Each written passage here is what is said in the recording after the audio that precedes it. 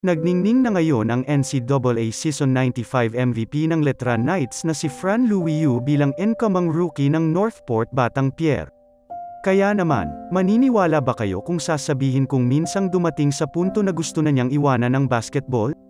Huwag kalimutang i-like ang video at i-follow ang account for more basketball contents. Isang hamak na 17-year-old lang si Fran Yu nang pumasok siya sa University of the East at nagdesisyong maglaro para sa Warriors sa UAAP noong 2015.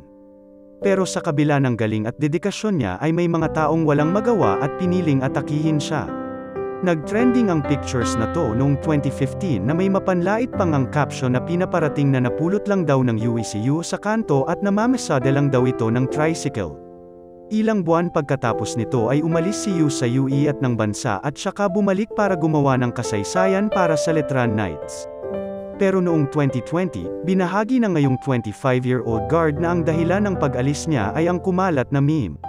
Lubos siyang nasaktan at nawala ng motivation dito dahil sabi niya sa interview na wala naman daw siyang ginawang masama sa mga tao para atakihin siya ng ganon. Maaaring lumipas na ang pangyayaring ito pero para kay Fran Yu, ang sugat na dala ng salita ay mas malalim sa pisikal na sugat.